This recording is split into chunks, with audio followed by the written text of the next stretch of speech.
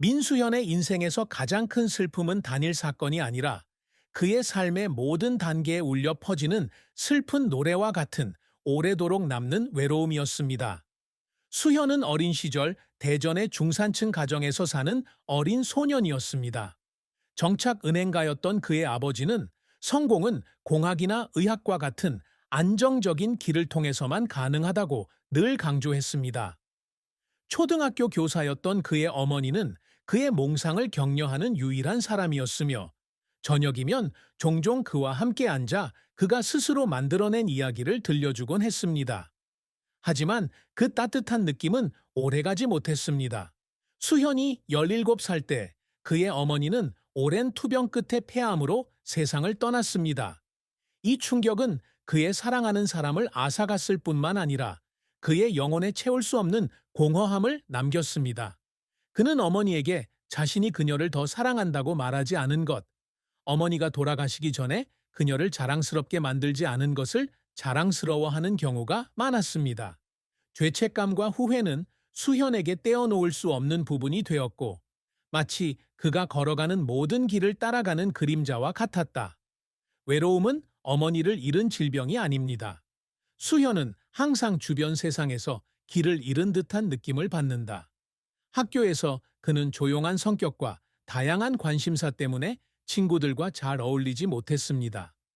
학교가 끝난 오후 친구들이 축구를 하거나 노래방을 가는 동안 수현은 종종 혼자 도서관에 앉아 책을 읽거나 자신과 같은 외로운 사람들에 대한 단편 소설을 쓴다.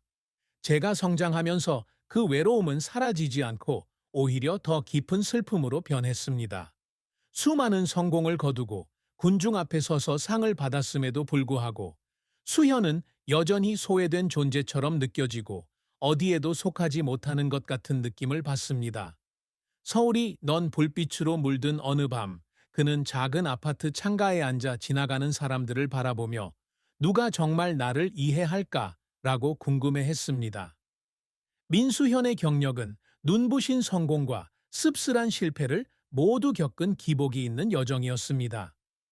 수현은 우수한 성적으로 고등학교를 졸업한 후 한국에서 가장 명문 대학 중 하나인 서울대학교에 전자공학을 전공으로 입학했습니다. 이것은 그의 열정이 아니었지만 아버지를 기쁘게 하고 사회적 기대에 부응하기 위한 선택이었습니다. 대학 시절은 힘든 시기입니다. 과중한 업무량 때문만이 아니라 수현이 창의적인 꿈을 붙잡으려고 내면적으로 고군분투하기 때문입니다. 그는 비밀리에 온라인 창작 글쓰기 강좌를 수강했는데 그 과정에서 상실, 외로움, 희망에 대한 단편 소설을 썼습니다. 이 작품들은 미완성이었지만 학생들에게 칭찬을 받았지만 아버지와 이 열정을 나누었을 때 그는 고개를 가로저으며 차가운 말만 들었다.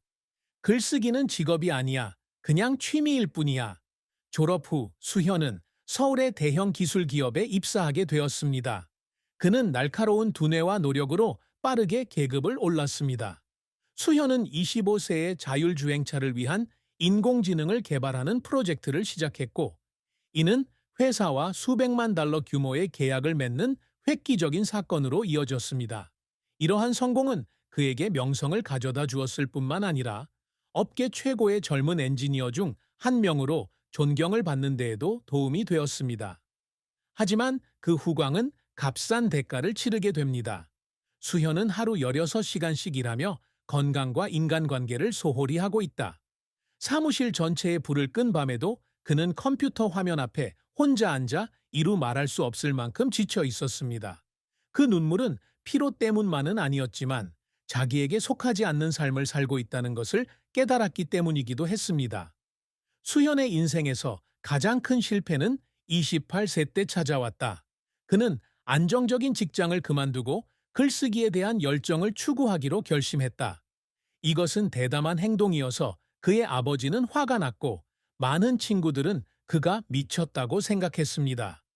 수현은 자신의 모든 저축을 투자해 첫 번째 소설인 침묵의 강을 자동 출판하는데 이 소설은 사랑하는 사람을 잃은 후 인생의 의미를 찾는 청년의 이야기다. 이 책은 그의 온 마음을 담아 쓰여졌으며 각 페이지는 그가 경험한 고통과 희망의 일부입니다. 비평가들로부터 많은 긍정적인 평가를 받았음에도 불구하고 사이런트 리버스는 폭넓은 독자층을 끌어들이는 데 실패했습니다. 매출이 감소하고 수현은 재정난에 빠진다. 어느 날 그는 작은 아파트에 앉아 방구석에 쌓여있는 팔리지 않은 책들을 바라보며 확대해 보았습니다. 그는 실패했을 뿐만 아니라 세상의 평화를 되찾으려다 모든 것을 잃은 듯한 기분을 느꼈습니다. 하지만 수현은 포기하지 않았습니다. 그는 실패를 극복하고 다시 자신을 찾은 개인적인 이야기를 공유하며 블로깅을 시작했습니다. 진지하고 통찰력 있는 그의 게시물은 예상치 못하게 수천 명의 팔로워를 끌어들였습니다. 특히 사회적 압박에 어려움을 겪는 젊은이들에게 인기가 많았습니다. 수현은 29세가 되던 해에 주요 신문의 전문가 칼럼을 기고해달라는 요청을 받았는데 그 칼럼에서 그는 고통으로부터 얻은 교훈과 자신을 사랑하는 법을 배웠다는 내용을 이야기했습니다. 이 기사는 독자들의 마음에 전달되었고 결국 한 출판사가 그에게 두 번째 책을 쓰는 계약을 제안했습니다. 수현은 큰 성공을 거두지는 못했지만 영원히 잃어버렸다고 생각했던 열정을 다시 찾았다고 느낀다. 민수현이 항상 갈망하는 것은 명예나 돈만이 아니라 진정으로 자신답게 살고 다른 사람들에게 가치를 창출하는 능력입니다. 수현은 어린 시절부터 작가가 되는 것을 꿈꿨다. 유명해지는 것이 아니라 독자의 마음을 감동시킬 수 있는 이야기를 쓰는 것이 꿈이었다. 다이빙 리버스의 출판은 상업적으로 성공하지는 못했지만 중요한 이정표였습니다. 수현에게 있어서 그것은 자신의 삶을 외부의 기대에 따라 정의하지 않겠다는 선언이었습니다. 그가 쓰는 모든 단어, 그가 들려주는 모든 이야기는 그 자신의 가장 좋은 버전의 한 걸음 더 다가가는 것입니다. 수현은 또한 영감을 주는 사람이 되기를 열망합니다.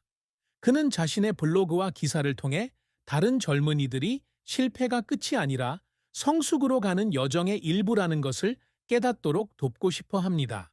어느 날 독자와의 상호작용 행사에서 어린 소녀가 그를 찾아왔는데 그녀의 뺨에는 눈물이 흘러내렸습니다.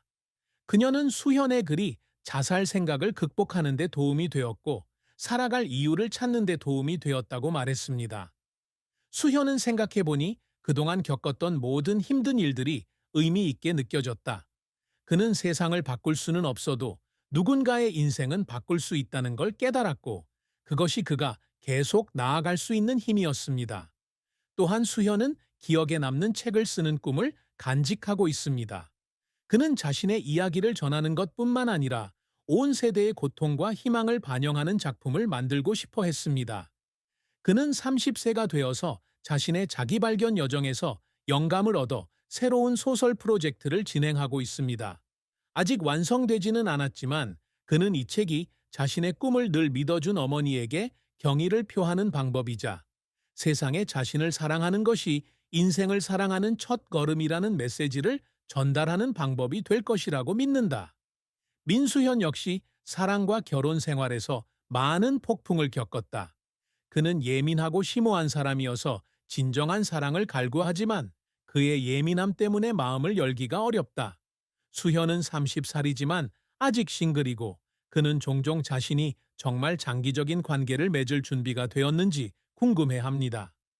대학에 다니는 동안 그는 밝은 미소와 따뜻한 마음을 가진 반친구 지은이라는 소녀와 사랑에 빠졌습니다. 그들은 가을에 서울의 거리를 함께 걷고 꿈과 두려움을 공유하며 행복한 나날을 보냈습니다. 하지만 지은이가 미국 유학을 결심하면서 두 사람의 관계는 끝났습니다. 수현은 공부에 대한 압박감과 어머니를 잃은 슬픔에 시달렸지만 그것만으로는 그녀가 한국에 머물기에 충분하지 않았습니다. 그들은 아무 말 없이 헤어졌고 몇 년이 지난 지금도 그는 지은을 생각하면 후회스럽다. 수현이 사랑에 있어 겪는 가장 큰 슬픔은 위험한 연애뿐만 아니라 자신이 사랑받을 가치가 없다는 감정이다.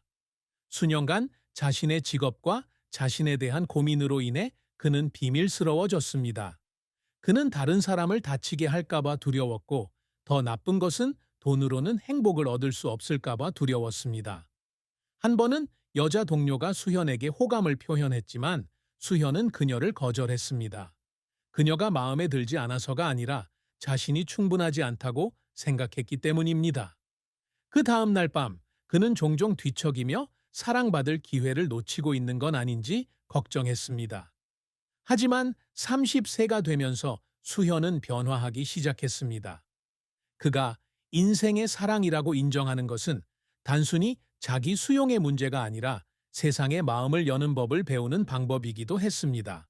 최근 그는 창의성에 대한 열정을 공유하는 그래픽 디자이너 혜진이라는 여성을 만난다. 둘은 공식적으로 사귀지 않았지만 수현은 그녀와 특별한 유대감을 느낀다. 그들은 종종 작은 카페에 몇 시간씩 앉아 예술, 삶, 이루지 못한 꿈에 대해 이야기를 나눕니다. 수년 만에 처음으로 수현은 자신을 사랑할 수 있을 뿐만 아니라 다른 사람을 사랑하고 사랑받을 수 있는 미래를 바라기 시작합니다. 민수현의 인생은 힘에 대한 이야기이며 결코 치유되지 않는 상처에 대한 이야기이지만 또한 희망의 빛과 자신에게 정직할 수 있는 용기에 대한 이야기이기도 합니다. 30세가 되어 그는 자신 안에서 사랑을 발견했을 뿐만 아니라 자신이 행복할 자격이 있다고 믿게 되었습니다. 수현의 여정은 아직 멀지만 그가 내딛는 한 걸음 한 걸음은 인생이 아무리 힘들어도 사람들은 가장 단순한 것에서도 의미를 찾을 수 있다는 것을 증명합니다. 그의 큰 슬픔, 즉 외로움과 상실은 끝이 아니었지만 그가 자신의 이야기를 쓰는데 사용한 소재였습니다. 그 이야기는 용기와 치유, 그리고 사랑에 관한 이야기였습니다.